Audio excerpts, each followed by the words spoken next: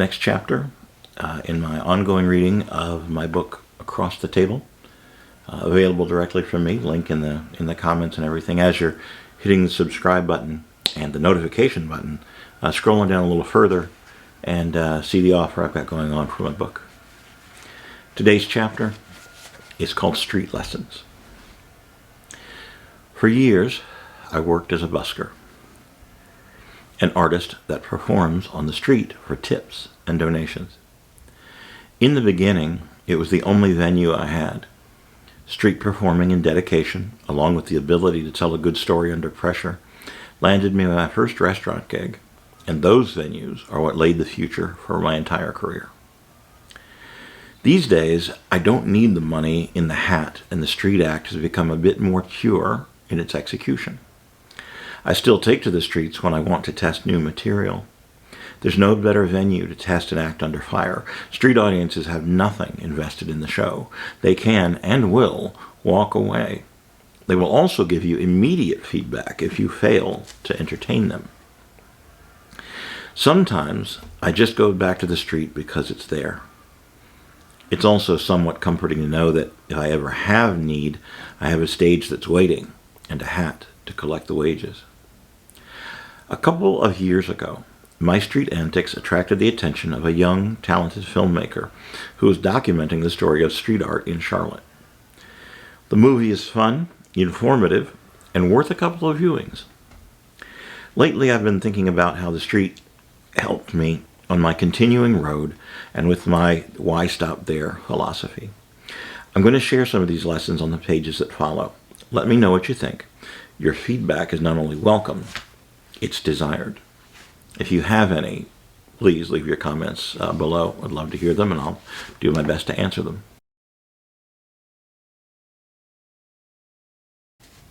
Number 1, to get started, you must get started. I spent years reading books, practicing alone, and performing a few tricks for my friends. My ability to spin a story came from my grandpa Jack, a true fisherman and a weaver of yarns. This was all fine and good, but the substance of my growth didn't begin until I took the chance and stepped out on the stage in front of strangers. My stage was the sidewalk. My audience, the people walking by. This venue was born out of necessity. I found myself out of work with a few nice prospects, but they all involved mind-numbing drudgery or underpaid labor. Out of frustration, I took a small table and a deck of cards, and I went to the corner of Trade Street and Tryon in my home city of Charlotte, North Carolina. I told a few jokes and did a few tricks, and after a couple of hours, there was grocery money in the hat. This was 1993, and it was better money than I could make sitting in an office. I was inspired. I strove to improve my craft. When I wasn't on the street, I was reading, practicing, writing my stories and jokes down and reciting them. I took care of my family and my responsibilities. If I hadn't worked up the nerve to take the initial step, or just put my flag in the ground and say, hey, let's give this a try, I would not be doing it today. I had to start down the road. I found that the road had always been there and had always been waiting for me. Who are you? Where does your talent lie? What excuses are keeping you from reaching your fullest potential? Maybe it's time to look at yourself, your talents, and your responsibilities and ask yourself, why am I here? You are made for something. You have a talent and you have a purpose. There's work to be done. There are people looking for someone like you to follow. Take your step, get on the road to your success, and move forward. Here you are. You've mustered the courage and practiced your craft. You have committed yourself to your road. Now what? Let's look to the street.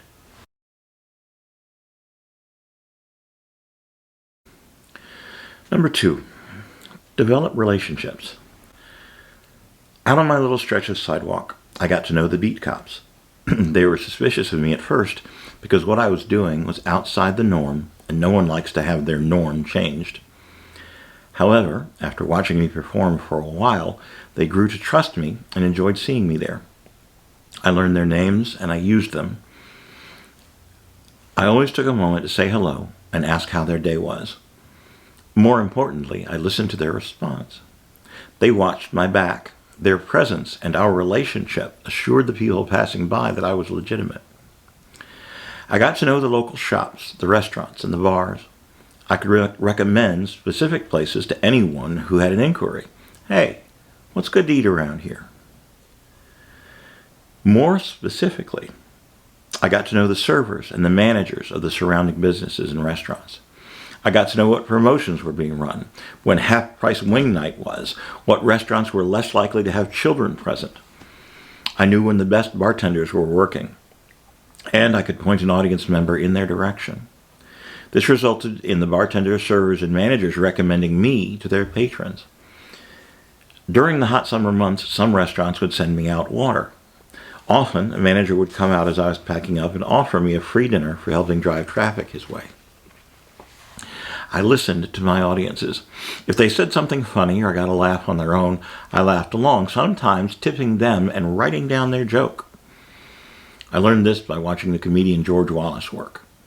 One night at the Comedy Zone, he got heckled by a fairly funny line. Before countering, George took a notebook out of his pocket and wrote down the line right there on stage. The audience laughed at that for a good solid 3 minutes. By listening to the audiences, they often built my scripts for me. The cultivation of relationships led to a harvest of good-paying corporate jobs and trade shows where I continued to build relationships. This is a secret that is known in the business world as networking. Okay, it's not such a huge secret, but it's a word that is often used without the understanding of how powerful a tool it actually is. The old saying that says, "It's who you know," is true. Success is as much about relationships as it is about skill. Potential clients, partners, and bosses want to work with people who are easy to deal with, people who know how to listen and cultivate working relationships. People will follow those that they trust. Communication and ease in building relationships will put you out in front with them. Be genuine. This is not a time to put on a character. You are a fascinating, interesting person. Share who you are. Really share who you are. Have you met your neighbors? Do you say hello to the people you see in the halls or standing in your building? Get out there and get to know people.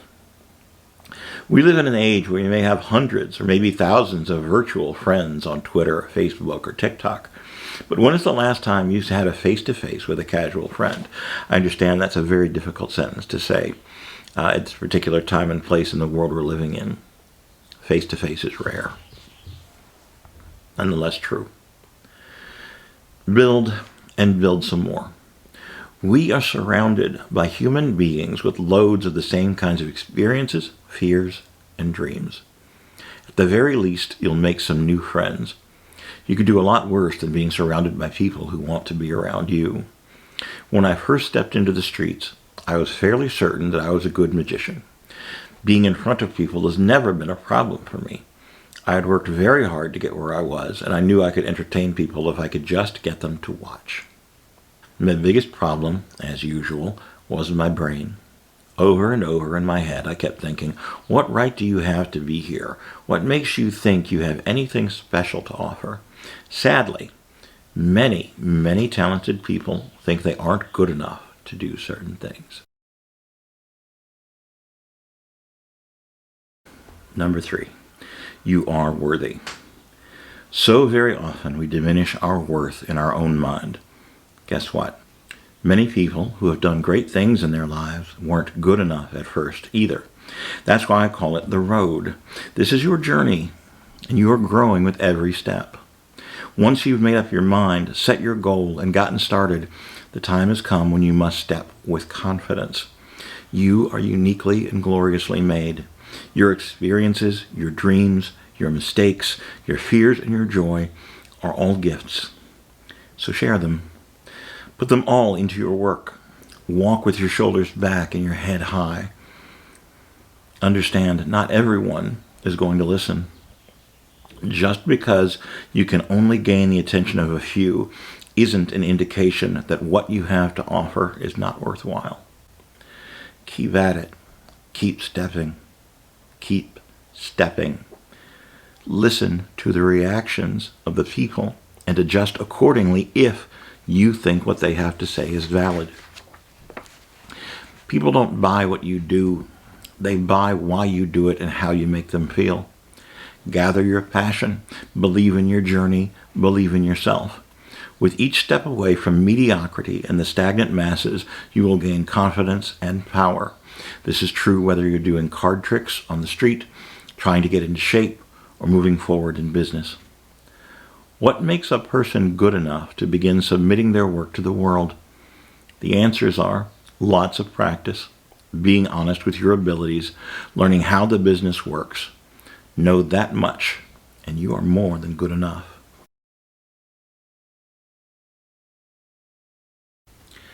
Number 4, the reward is in the journey. Philosophically speaking, does the constant flow of information surrounding us steal our ability to imagine?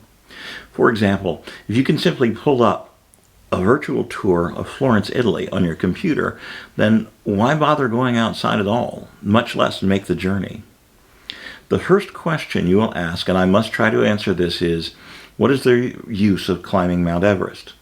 And my answer at once must be, it's no use. What we get from the adventure is just sheer joy. And joy is, after all, the end of life. We do not live to eat and make money. We eat and make money to be able to live. That is what life means and what life is for. George Mallory. On the street, the performance is under constant assault. High and low temperature extremes, wind, rain, the unexpected can happen at any time, and the show must go on. The rent is due, the cupboard needs stocking, the bills don't care about the weather. The commitment has been made, and the time comes to us all when we must put fear and anxiety aside and simply climb the mountain. Climb the mountain. In the documentary Busk, James Lee Walker II makes the observation that in the harsher conditions, the money comes easier. While this is true, it was never my main reason for persisting in the rougher weather. The joy of performing was my main objective. The more I worked, the stronger this conviction became. Ironically, the less I concerned myself with the tips and how much I was taking in, the bigger the take seemed at the end of the day. In this modern day and age, I notice fewer people looking at where they are. Our faces are mesmerized by the portable visual world and the virtual world to such an extent that we are missing the tangible world around us. With my street show, I engage people. I look at them. I read their faces. I looked for and saw beauty and humanity in whoever I was engaging at the time. I listened. I touched and allowed myself to be touched. I let my feelings come through in my performance. I didn't put on a plastic smile. I came close to art. Where are you going, virtual traveler? Have you seen the beauty outside of your front door? One of our gifts is this awesome world and the creatures surrounding us. When the show was over and the crowd was gone, I would often feel spent and lonely. I would walk back home alone, remembering the laughter and the conversations of the day. The moon lit my way, and my shadow followed behind. Renee Levant. I changed my world, and I affected dozens of others each day. I grew stronger, and my mind grew clearer. In the big picture, at the end, we all walk alone. What we see and treasure along the way will be the biggest part of our final reward. The lives we affect, the seeds that we plant. Are you sowing good fruit? Are you noticing the gifts around you? Are you sharing love despite the conditions? Part 5. You have to ASK in order to GET. Cliché, sure. Obvious? Yes. Still, it's true. You will accomplish 0% of the goals you don't try for. The very key is in the asking. On the street, you earn your right to be heard. Once that right is earned, what do you say? Are you preaching? Are you promoting? Are you asking for cash? It all comes down to making your desire known. A lot of performing artists look down on the street performer. A lot of them. I've met these people. Even those who started out on the street themselves. I've heard former street performers demean the street theater once they have made it. I had more than one agent advise me that I shouldn't discuss my street performance, especially when I'm out here in the present day, because it can diminish my working credibility. How can I possibly request fees in the thousands of dollars when I'm out hustling for 5s and 10s on the street? I submit that the negotiation is the same. The only difference is the perception and what I'm willing to ask for. Here's a secret to my street brothers and sisters. Do you know what brings bigger tips? A bigger hat. When your receptacle is large, it sends a signal that the small hat just won't hold what you're expecting. When I pitch, I don't mention $1 bills. I always ask for 5s or 10s or 20s. I ask and I get. What do you want? Is it money? A new job? A relationship? Whatever you want, there's someone out there who has it, and they're willing to give it to you if you ask the right way and at the right time. Don't misunderstand what I'm saying here. By the time you ask, you must have proven yourself already. On the street, you must first engage them enough to stop people and then deliver your show in a skillful and entertaining manner. Only then is it time to ask for their money. You earned it. It's the same way where you are.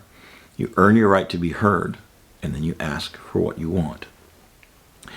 There are people who have the things that they want. The only difference between them and you is while you were busy whining, beating yourself up, resenting them for having it, and pretending like you didn't want it, they asked. While you were busy getting frustrated, giving up on yourself, making excuses, and blaming others for your place in the world, they asked. While you were busy settling for second best, looking for the easy way out, finding fault, and feeling bad for yourself, they asked, and you did not. Please know that while I'm busy pointing fingers at you, I have 3 pointing back at me.